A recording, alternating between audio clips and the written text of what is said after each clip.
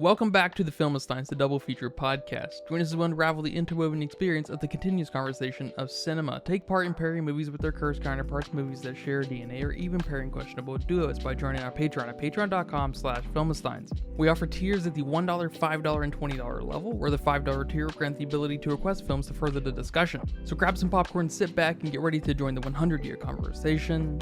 This is the Filmistines, where movies are more than just entertainment, they're an experience.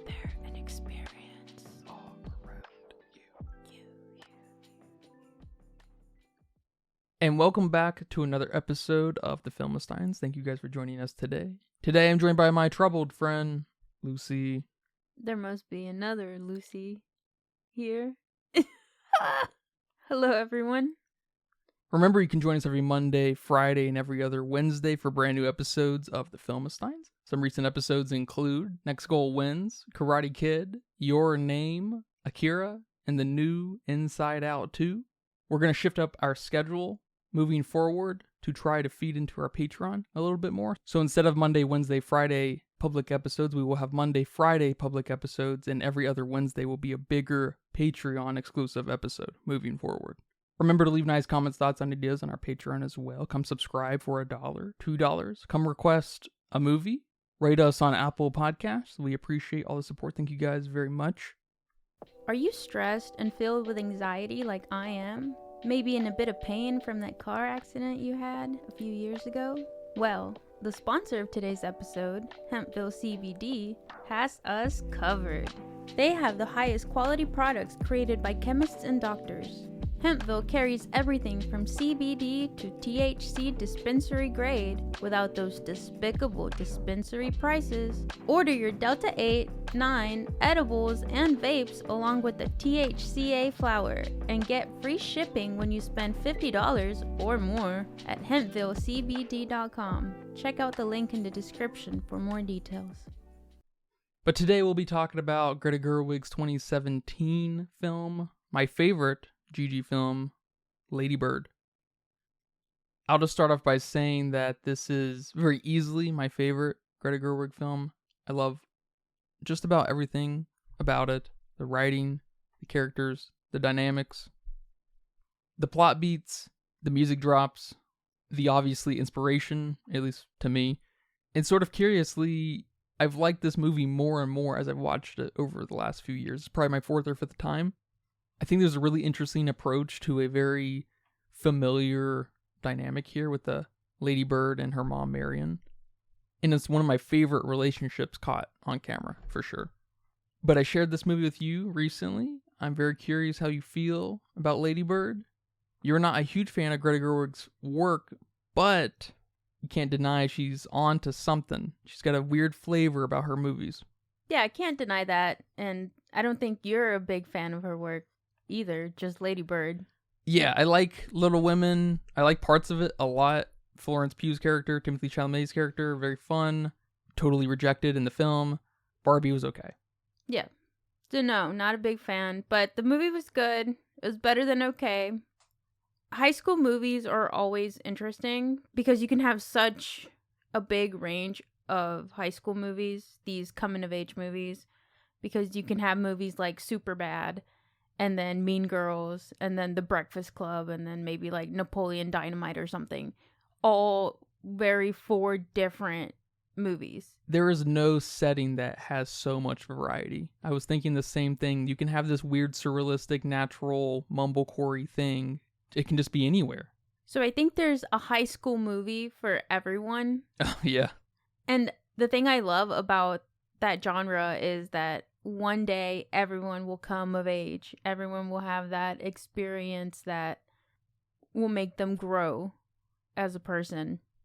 Whether it happens after high school or before high school, it's up to the individual, but we all go through it, which I think is why these movies tend to be so loved, because they can be so relatable.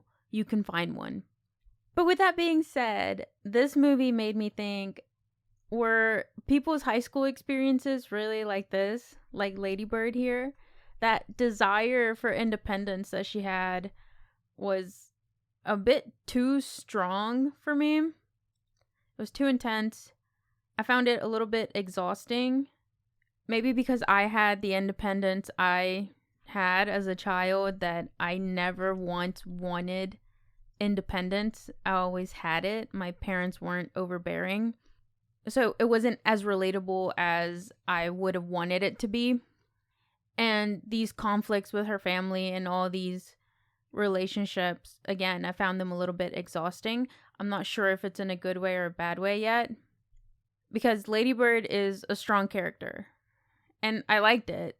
But she lacked a little bit of, she lacked a lot of bit of compassion. And she was a little bit too self-centered. Which, who isn't as a teenager, especially your senior year of high school? It's all about you right then, that year. And everyone tends to play it up. But I don't know. She was a little bit too dramatic, and she lived in her own world that I had a hard time gaining sympathy for her. But the movie has very strong characters. Not only Lady Bird, but even the smaller roles like the dad. They're all so complex. And these supporting characters just add so much richness to this movie. I was a bit surprised about that because especially roles like dads, we tend to just make them dads and make them go lay on the couch and go to sleep and make it a bit almost on the mom saying, "Are you listening to this?" and him just basically ignoring the mom. We gave a lot of depth into the dad, and I was pleasantly surprised by it. The movie had a lot of heart, and it was original, right? It was mildly based off of Gigi's life. Yeah, I don't know if that's been said, but it's very obvious to me that this is a very personal movie. Yeah. I think I saw somewhere, I can't tell you where now because I pulled up so many things, but that it was semi-autobiographical. I think it was in an interview. She did an interview and someone said that and she didn't deny it, but I'm not sure. But I can see that. I can see that originality, which was nice. I like the thought of at the end where Lady Bird is reading those letters that her mom was trying to write to her was the first time that Gigi's mom was seeing the same thing happen that she did to Gigi. Like it was a bit too personal not to have come from somewhere. Yeah. And I do like that about her. And that's a great point you brought up in the beginning, how there's something undeniable in her work that she tends to bring. She's got something to say about life, but she's got something to say about her own life. And she's got a really fun way of saying it. Yeah, she does. She's very heartfelt. And the dialogue here and in some of her other movies are definitely 10 out of 10. There's some great lines. I will say what kept this movie from being fantastic for me was that I was a bit bored at times.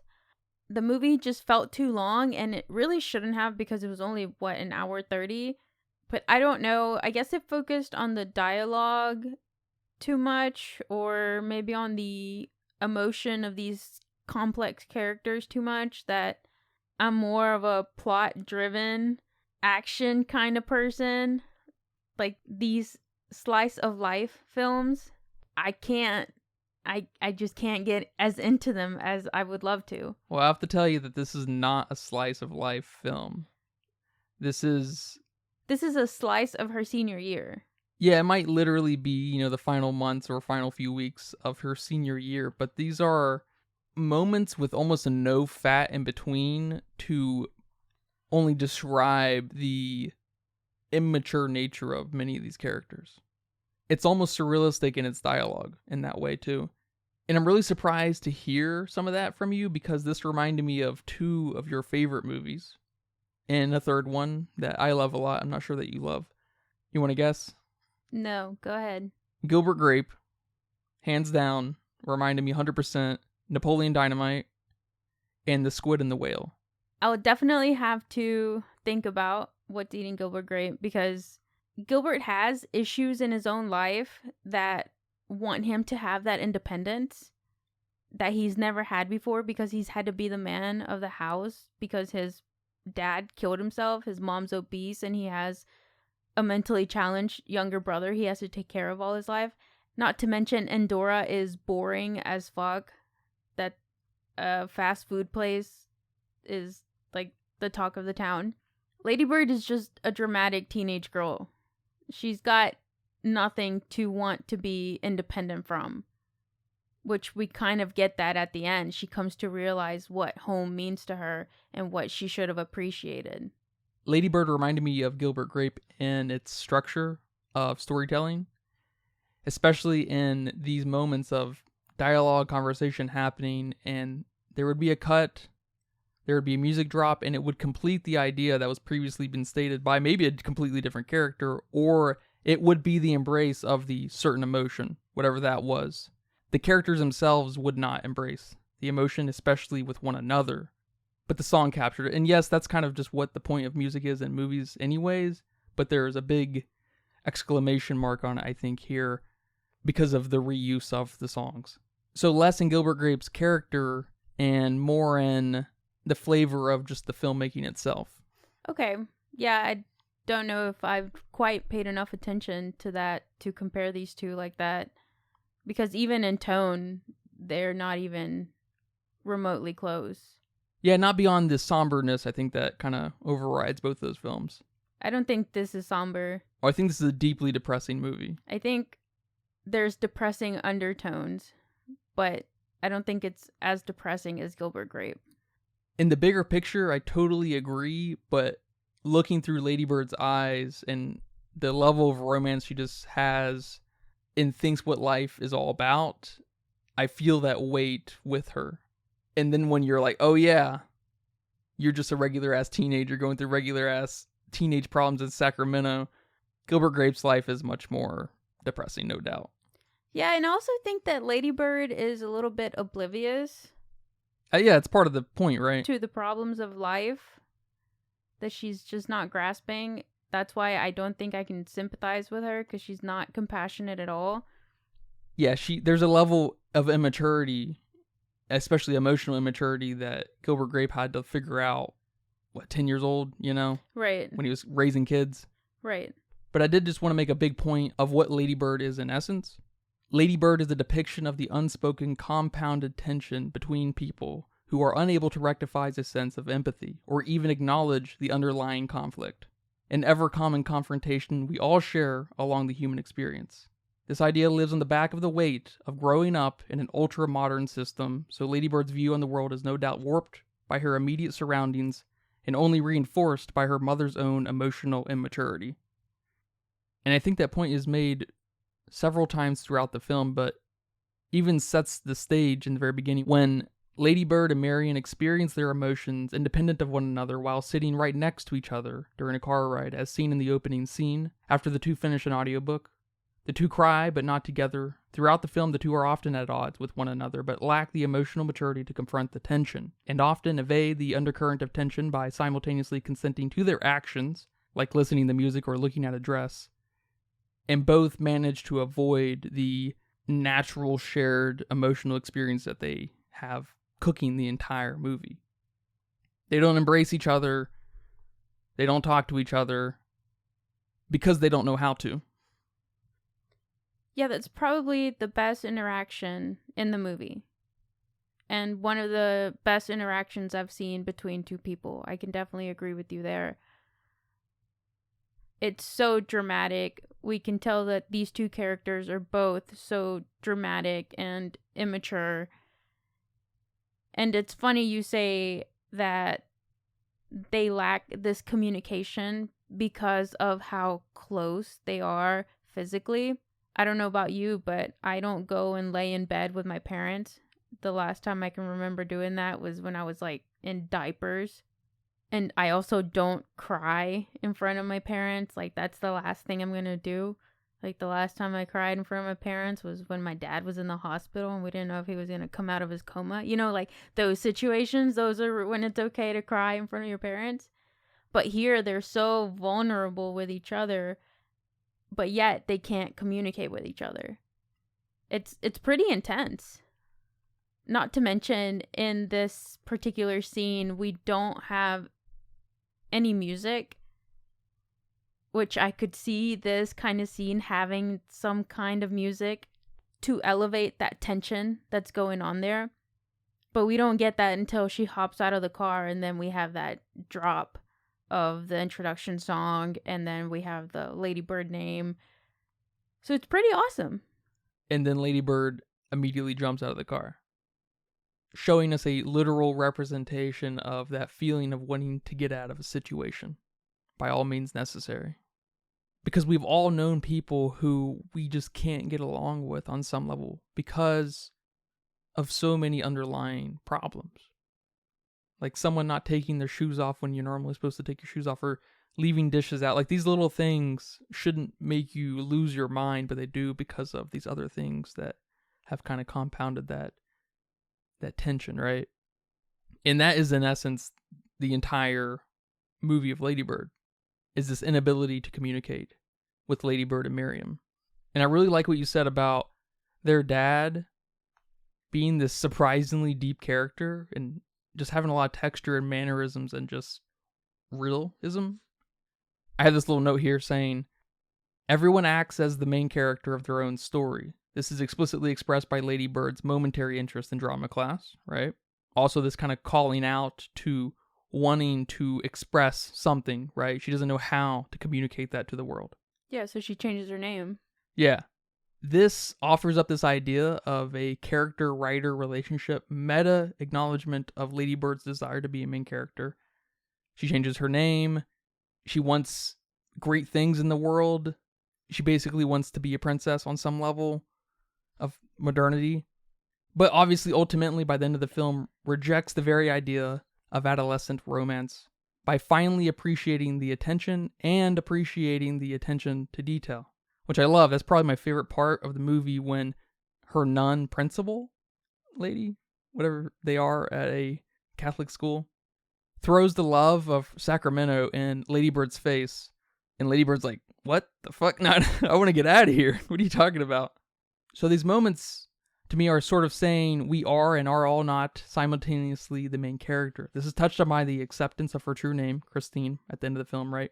And I'll be stating the obvious here. Your name, your parents, where you're from, where you go to school, your friends, what your interests are all part of you. And that fact must not only be accepted but embraced, because they are some of the tools of better understanding yourself, and more importantly, maybe even better communicating yourself to others, which to me is the major message of the film.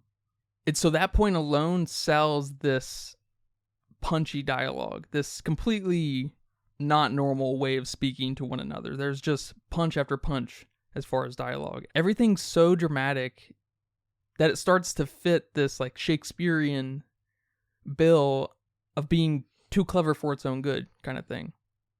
I think Napoleon Dynamite has a lot of this energy. I think Napoleon Dynamite's a little stupider, intentionally so, but it shares a similar kind of surrealistic flavor of writing.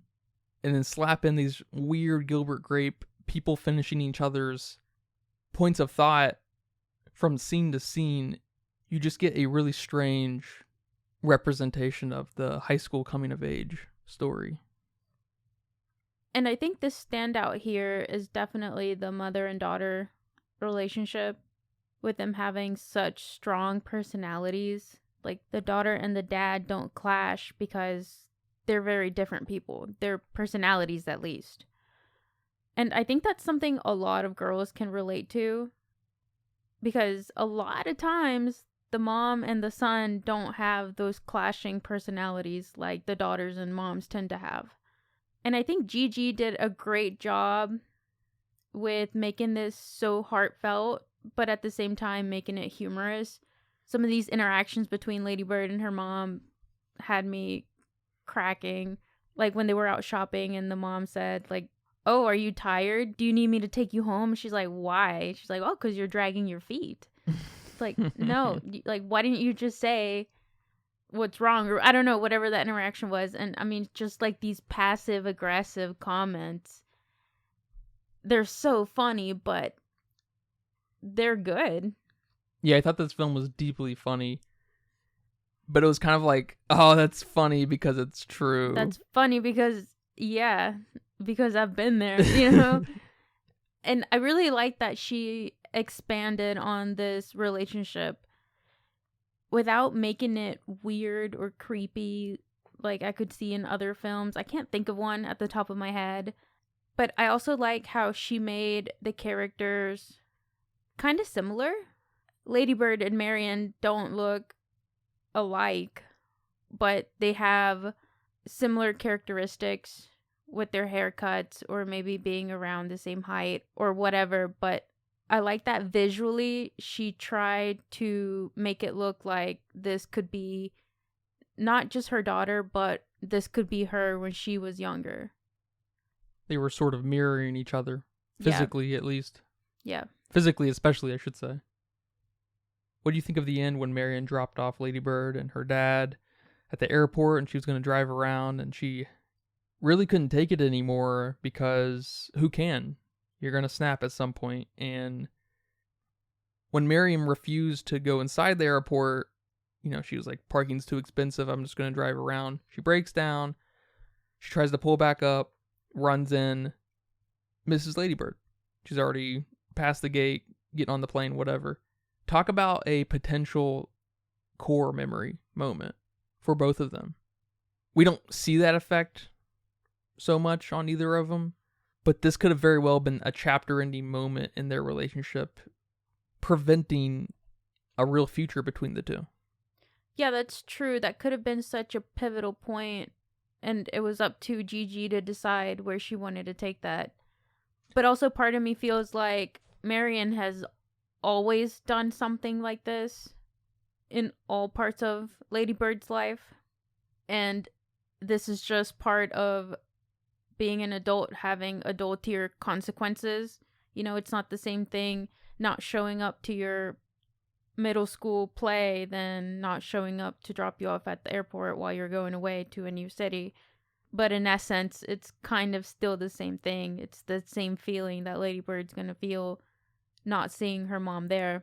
But it also could have been such a pivotal point if Lady Bird hadn't left. And that would have been a core memory in a way of, wow, my mom finally decided to come back. She decided to put her anger aside finally and do something about it. Yeah, I bet that rung true with a lot of people because we've all experienced these moments in time where we think we really fucked up. And you won't know until some time has passed. Yeah. Yeah, especially as parents, having, not that I'm a parent, but when your kids date that person or marry that person that you don't want them to, and you're going to do some really hurtful shit. Yeah, exactly. Speaking of dating, how did you feel about Danny's arc? That was hilarious. All her dating life was some of the funnier bits of the movie too. I mean, she caught her boyfriend making out with another guy, and that hilarious. That scene was so funny because the guy, not Danny, but the guy he was kissing when Lady Bird opened that door, he covered his mouth with his shirt, almost like if you walked in on someone having sex, like they would cover their private parts. This man covered his lips, like, oh my god, like he had just committed the biggest, most atrocious sin of his life, and it was so funny. It was so awesome. And then right after that, they have this like super dramatic crying to music scene, and it's Lady Bird and her friend Julie, and it's so funny. Oh my god, it killed me. And what killed me about his arc the most was when it stopped being funny, when it just got real too fast. And I was laughing about the whole situation until he started breaking down and crying, and then it kind of hit you, and now you become human and you sympathize with him, at least, like, oh shit, you're a Catholic boy. Yes. You're fucked. That was one of my favorite moments of the whole movie, because it does take this really hilarious thing to, you know, actually have happen to you, you know, catching someone cheating and stuff. That's just hilarious. Doesn't matter if it's with the same sex or whatever, but of course it can make you mad for whatever reason, but there's a reason. It's not for whatever reason. Well, when you're little like that, you know, it's whatever. It's no, it all counts. It's all horseshoes and hand grenades. No. This movie is injected with, oh, that just got real fast. Yeah, that's true. A lot. It's so, that's what I mean by kind of punchy, is There's this sardonicness masquerading these actually deeply saddened people. Especially the drama teacher. We get such little screen time with him. The priest? Yeah. Yeah. And I love him so much. I think about that little emotional circle that he does with the drama class, where he says something like, the first one who can cry wins. Yeah. As just a drama exercise. And 5 seconds in, he starts crying, and then, he apologizes or whatever. And shortly after, you find out something sad happened. I can't remember exactly what it was, but there's just this kind of retroactive air of, oh, it hurts. Yeah, that's also one of those big moments, like, oh shit, it got real too fast, because you can even see it in the kids' faces. Like, everyone's kind of having fun, trying to make themselves cry, who can be the winner, and then you see him cry and you're like, oh, he won, haha. And then he continues to cry, and then there's just, his face is overcome with this depressing aura, and they're all like, oh shit, like what happened?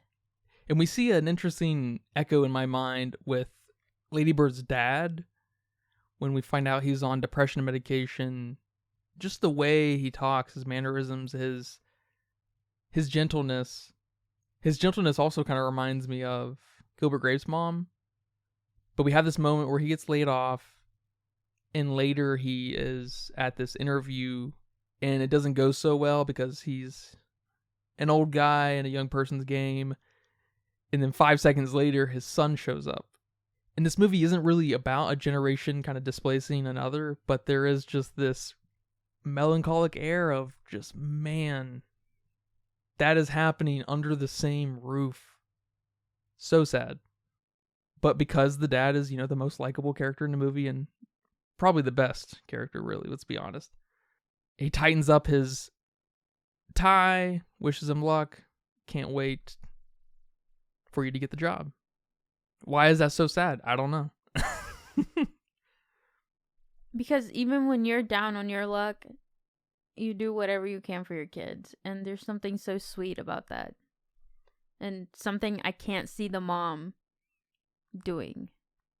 What do you think of Timothée Chalamet's character, Kyle? He was a little hard to understand. I'll have to say, Timothy was sort of hard to understand when he was just younger. I don't know what's up with that. I feel like you get a little bit of that in Call Me By Your Name, the first Dune. There's just this mumbliness to him that I think is being massaged out of him. Maybe it's just with age, but... Well, it's also these type of characters he plays. Sure, yeah, but I mean, come on, man. You can Cause I didn't enunciate. Because I understood him more in Little Woman. Okay, yeah. Than this film, and it was just a 2-year difference. I don't know when he did Call Me By Your Name. 2016? Yeah, I think it was 2017. Yeah, I'm not sure how I felt about Kyle here, because at first I thought Gigi was trying to say something about maybe men in this situation with Kyle, and maybe even that guy at the end that she hooks up with in New York, or she's about to hook up with, because I think he makes a snide remark at Lady Bird's music and says, oh wow, you have really bad taste in music. They're all the greatest hits. It's like, what? No. And then I think she defends that somehow. But Timothée Chalamet's character, Kyle, is very bizarre, and he's just this very aloof, too cool for school guy. But we just said that Greta Gerwig's best character in this film is the dad, so she's not saying anything about men. That completely took that out of my mind. Sure, and her brother is... Right, and she just does a really good job at developing all her characters, even Kyle. But I like that he's the one who, breaks her heart, and... He breaks her worldview. Yeah. In a way. Yeah. But I liked him. I have a little note, my last note, I promise, about Kyle. Kyle, the walking contradiction, is a mirror of Lady Bird. He houses similar privileges, but instead of desires of projecting a voice into the zeitgeist and dreams of self-fortune, Kyle is granted a place in the world where he can afford to reject modernity and its innate fortune. His views are without self, and with a loss of self and romance, Kyle forces Lady Bird to look closely into their mirror, only for Lady Bird to find a form without meaning in Kyle, and in turn seeing her reflection, meaning without form. Yeah, it's almost like they could learn a little bit from each other to kind of neutralize their extremities. Yeah, exactly. But there's no world where you could see either of these guys taken away from each other. Yeah. Yeah. But I do like her comeback when she says different things can be sad. It's not all war. Yeah, well said, exactly. Yeah. I didn't quite place that. So she's trying to teach him something too. Like, hey, this is sad for me right now. But yeah, I like that. They're sort of an inversion of one another. Yeah. His proper introduction is something that rings with me throughout the days.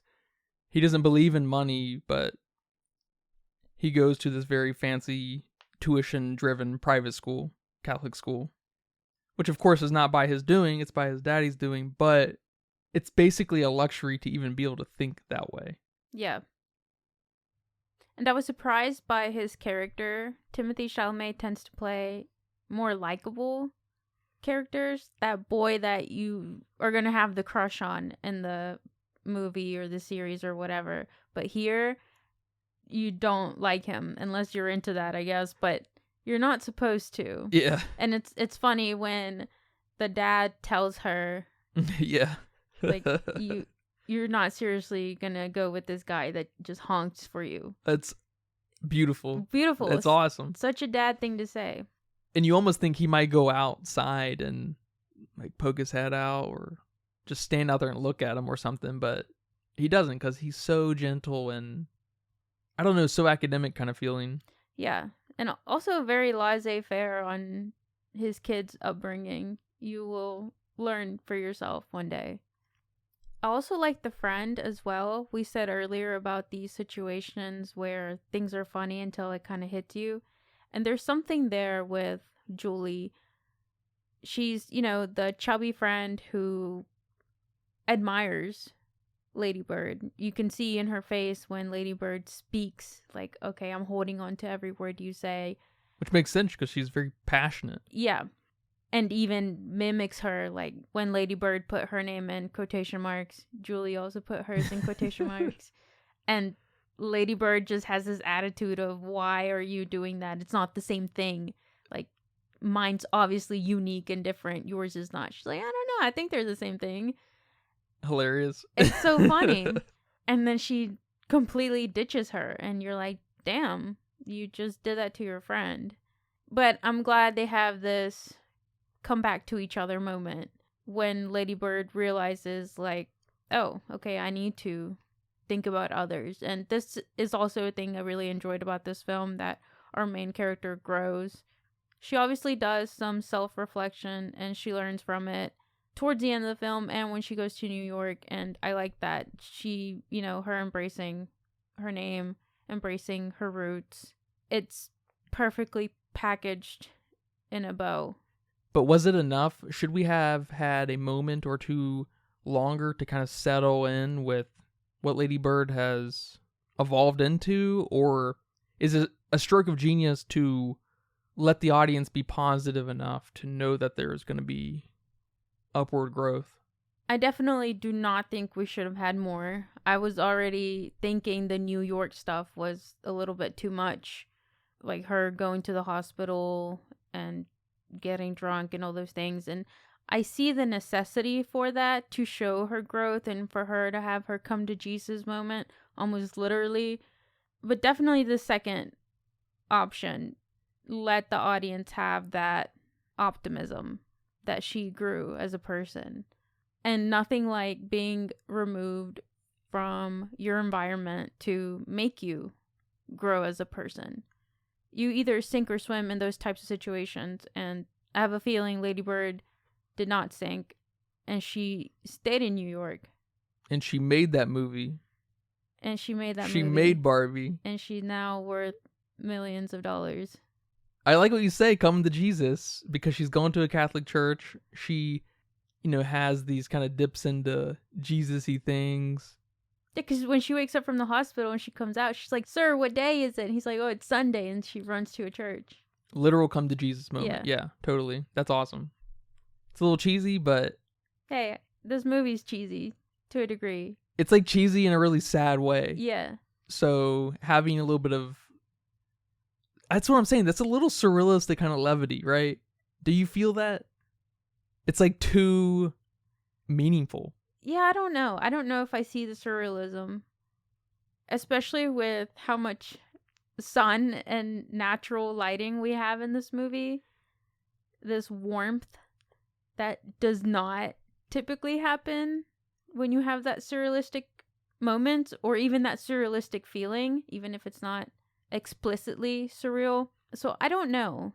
But I do think you're onto something with at least the dialogue being surreal in a way that no one really talks to each other like that. What do you think of the social suicide when she spoke out during the anti-abortion assembly? That was hilarious. I wonder if that's a moment in Gigi's life that she spoke up about something and kind of got in trouble for it. Maybe not suspended, maybe not quite in the situation, but a moment where she decided to say something different and it worked out for her. But I thought that whole entire scene was hilarious. I didn't have a lot to say about the score or the soundtrack of this movie. Honestly, I didn't pay too much attention to it, especially with so much dialogue that I had to pay attention to. The score wasn't a huge standout, but I did notice there was a song when Lady Bird and her dad were in the car, and it was Hand in My Pocket by Alanis Morissette, that 90s, early 2000 girl. And I just thought it was interesting having one of her songs be in this film. But it kind of fits because if you do listen to her songs, they're very angsty, kind of like Lady Bird is, but they're not that negative. They're almost positive. And that's a weird spin, an angsty positive vibe. I don't know. I liked them. But I didn't know if the inclusion was for a reason, if Gigi is a fan, or if it's just to give us a setting of when this movie is supposed to take place. Yeah, I think for some people, there's no one like Alanis Morissette and Smash Mouth. I don't know. People, these specific bands that really throw you back at a specific point in time. And she's definitely one of them. So yeah, Gigi probably loves her on some level. So very intentional. That may have been that may have been a song her and her dad listened to in the car. Oh, yeah.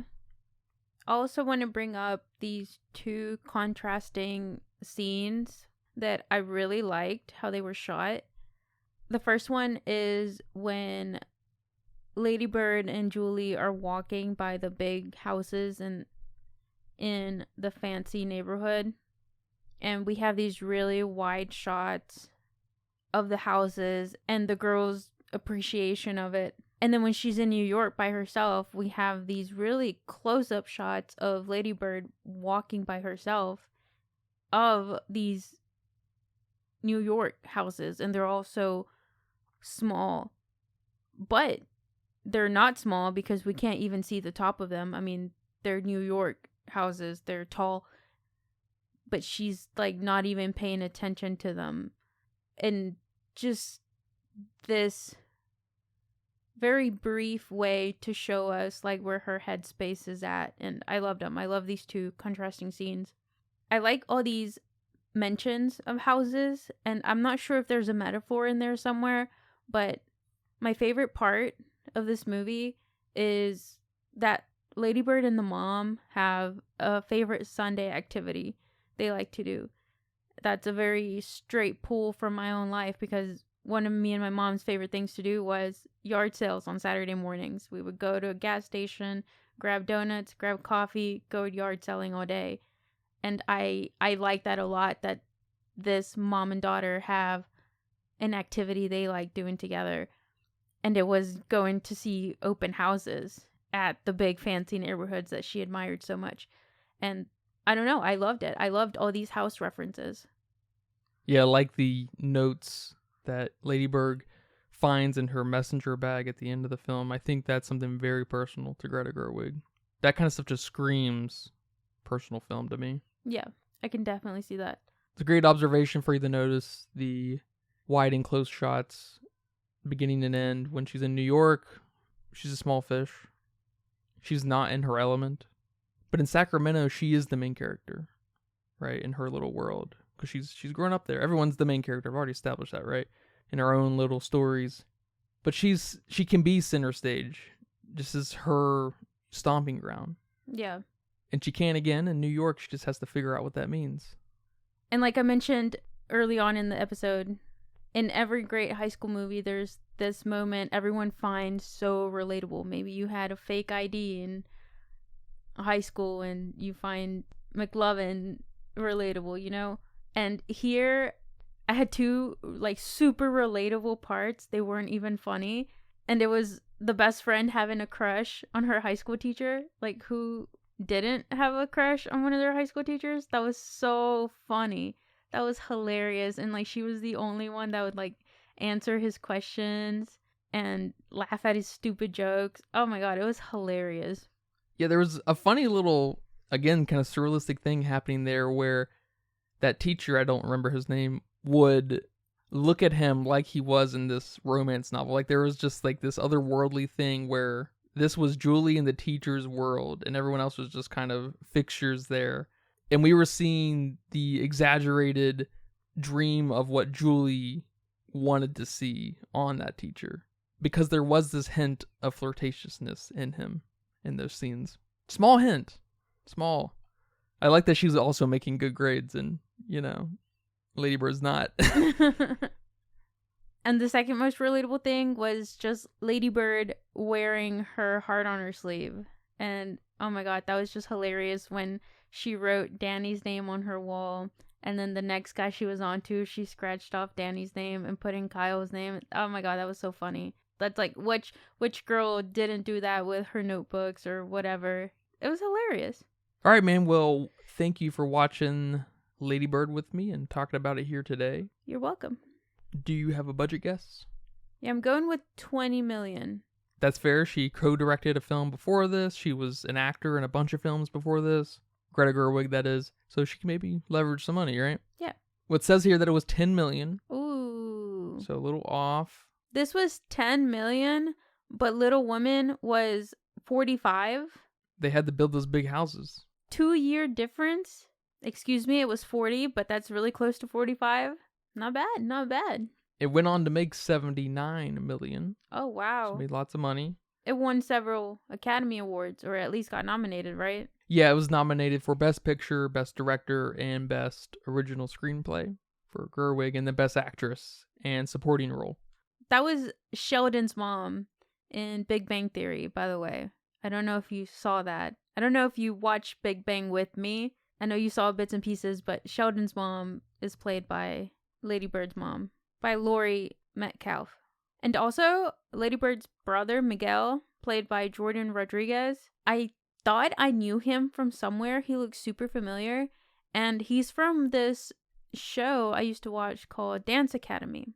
And it's been a while since I watched that show, so I was very surprised, but he just has this unique face. And Jordan Rodriguez is Australian. Oh, yeah, Dance Academy is an Australian show. I thought so. They were in Sydney, and they all sounded like Australians. And like they Steve Irwin. Yeah, and they were, and they had kangaroos. They were fighting off giant spiders and shit. It was a good show. Well, over on Letterboxd with 2.64 million people, that might be the most number of people so far on Letterboxd. Wow. They weighed in at 3.9. Yeah, I'm giving it a 3. Definitely couldn't go lower than that. This is a very well-made movie. Very good ideas. A lot of heart went into this. It might require a rewatch. It might require some more thought if it ever bumped up to a 3.5 for me. Yeah, like I said at the very beginning of the episode, I have found more and more of what I like in this film over the years, after maybe 5 times watching it. But I've landed around at 3.5. 3.5, not bad. 3.9, I'm not mad at. Yeah, Lady Bird's 3.9 makes way more sense than Barbie's 3.9. I don't know. Well, man, thank you again for talking about this movie here today. And thank you guys for listening to this episode of The Filmistines. I hope you guys enjoyed that. Remember, we post every Monday and Friday and every other Wednesday with brand new episodes of The Filmistines on patreon.com/Filmistines, Spotify, Pandora, Apple Podcasts, YouTube. Remember to leave nice comments, thoughts, and ideas on our Patreon as well. Come subscribe for $1. Come request a movie. We appreciate all the support. Thank you guys very much. But until next time, take care. Bye-bye. Bye-bye. And that's a wrap for today's episode of The Filmistines. Thanks for tuning in and joining us on our cinematic journey. We hope you enjoyed the discussion and gained some new insights and perspectives on the world of movies. Don't forget to subscribe to our podcast on your favorite platform, especially Patreon at patreon.com/Filmistines, and follow us on social media for more film-related content. We love hearing from listeners, so if you have feedback, suggestions, movie recommendations, or book recommendations, please feel free to reach out to us. Until next time, keep watching, keep loving the magic of movies. This is The Filmistines, signing off.